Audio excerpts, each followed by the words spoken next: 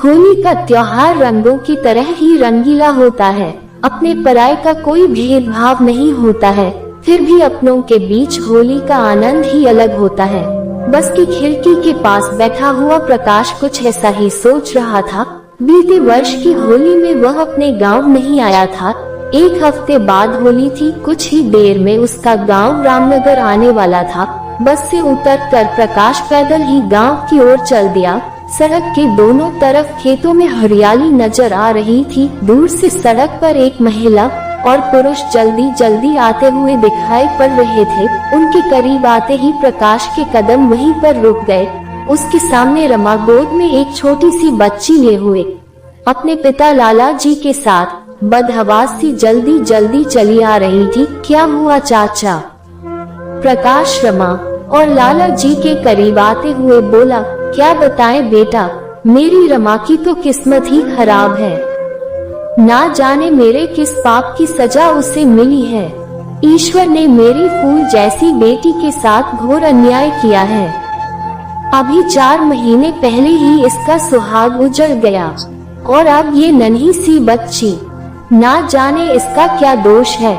लाला जी रमा की गोद में नन्ही बच्ची की तरफ इशारा करते हुए प्रकाश से बोले, उस छोटी सी बच्ची की तबीयत बहुत खराब थी। प्रकाश एकटक रमा की ओर देख रहा था।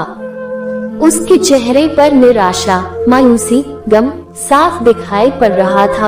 उसकी आंखें पानी से भीगी हुई थी। वो प्रकाश से कुछ नहीं बोली, चुपचाप थी। चलिए चाचा, देर मत करे, कहते हुए प्रकाश लाला जी और रमा के साथ अस्पताल की ओर चल पड़ा। बच्ची की हालत खतरे से बाहर थी। उसका इलाज चल रहा था। अस्पताल की बेंच पर लाला जी के साथ बैठा प्रकाश अतीत में खोया हुआ था। 3 साल पहले वाली रमा का मासूम चेहरा उसे झकझोर रहा था। वे एक दूसरे को पसंद करते थे, मगर दिल की बात जुबां पर आने से पहले ही खामोश हो चुकी थी। लाला जी उसके स्वर्गवासी पिता के अच्छे मित्र थे। वो उसके गांव रामनगर से सटे हुए कस्बे के प्रतिष्ठित व्यक्ति थे। 10 साल पहले जब उसके पिता की असमय मृत्यु हो गई थी, तब लाला जी ने ही उसकी मां और उसके परिवार के पालन पोषण के लिए काफी मदद की थी। उनके बहुत एहसान थे प्रकाश के परिवार के ऊपर, मगर वह कर भी क्या सकता था। उसे रमा को भूलना पड़ा था। प्रकाश बेटा, अब तुम घर जाओ, भाभी तुम्हारा इंतजार कर रही होगी, लाला जी ने प्रकाश से कहा। जी चाचा, जा रहा हूँ, कहते हुए प्रकाश वार्ड की तरफ बढ़ गया। बच्ची के पास रमा चुपचाप बैठी थी। रमा, मैं जा रहा हूँ, कोई तकलीफ हो तो मुझे बताना, मैं 1 महीने की छुट्टी पर आया हूँ। प्रकाश रमा की ओर देखते हुए बोला। रमा कुछ देर प्रकाश की तरफ देखती रही, फिर वह अपनी बच्ची की तरफ देखने लगी, मगर वह प्रकाश से कुछ भी नहीं बोली। लाला जी से विदा लेकर प्रकाश अपने घर की ओर चल पड़ा।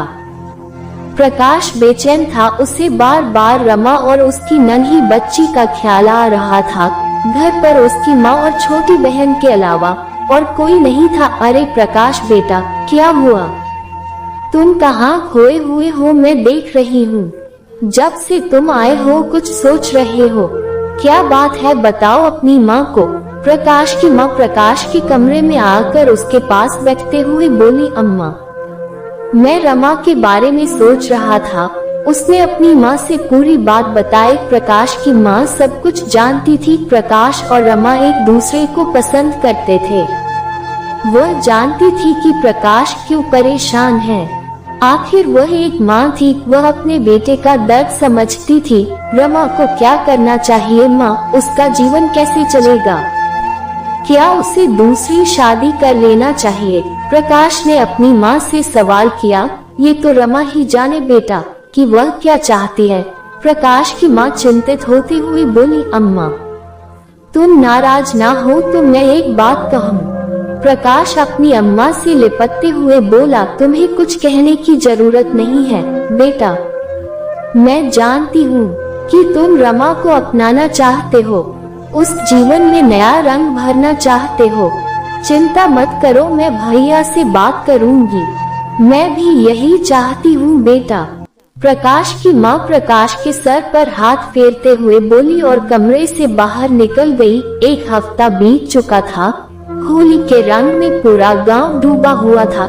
रमा की बच्ची की तबीयत ठीक हो चुकी थी। रमा के घर के सभी लोगों की होली बदरंग थी। उसके ससुराल वाले उसके पति की मृत्यु के बाद उसे मनहूस समझते थे और उसे अपने पिता के घर रहने के लिए भेज दिया था, जिसके कारण उसके घर में सभी लोग दुखी थे। तभी दरवाजे पर किसी के आने की आवाज सुनाई दी। लाला जी के घर के बाहर प्रकाश खड़ा हुआ था। चाचा प्रणाम, होली है, कहते हुए प्रकाश ने लाला जी को गुलाल लगाकर उनके पैर छुए। खुश रहो बेटा, अब तुम ही हमारी उम्मीद हो, कहते हुए लाला जी ने प्रकाश को अपने गले से लगा लिया।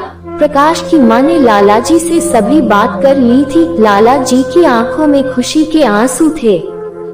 ये लो बेटा, लाल गुलाल। लाला जी प्रकाश के हाथ में लाल गुलाल की थाली रखते हुए बोले। प्रकाश ने एकटक लाला जी की तरफ देखा और रमा के कमरे की तरफ बढ़ गया। रमा अपनी बच्ची के पास बिल्कुल शांत बैठी थी। रमा, इधर देखो, 3 साल पहले जिस रंग को तुमने अपनाया, 4 महीने पहले वह रंग बदरंग हो गया। मैं उसमें फिर से नया रंग भरना चाहता हूँ। प्रकाश रमा के करीब जाकर बोला, नहीं, ऐसा नहीं हो सकता। रमा चीखती हुई बोली, क्यों नहीं हो सकता बेटी? जिन लोगों ने तुम्हें मनहूस समझकर घर से निकाल दिया, उन लोगों के लिए मैं तुम्हारा जीवन नहीं बर्बाद करना चाहता हूँ। लाला जी कमरे के अंदर आते हुए बोले। रमा की आंखों से आंसू छलक रहे थे। पिताजी, आप? रमा हैरत भरी आंखों से लाला जी की ओर देखती हुई बोली, हाँ बेटी, मेरी ही गलती थी जो आज तुझे ये दिन देखना पड़ा। मैंने तुम लोगों को अलग कर दिया। हो सके तो मुझे माफ कर देना बेटी। लाला जी रमा के आगे हाथ जोड़ते हुए बोले, नहीं पिताजी, इसमें आपका कोई दोस्त नहीं है। रमा लाला जी का हाथ पकड़ते हुए बोली, होली है, कहते हुए प्रकाश ने थाली में रखा हुआ सारा लाल गुलाल रमा के चेहरे और माथे में भर दिया। पूरे कमरे में लाल गुलाल की बौछार होने लगी। प्रकाश और रमा एक दूसरे की ओर देख रहे थे। होली है की आवाज लाला जी के घर में गूंजने लगी। दोस्तों, कहानी पसंद आए तो हमारे चैनल को सब्सक्राइब करके कर लेना। धन्यवाद।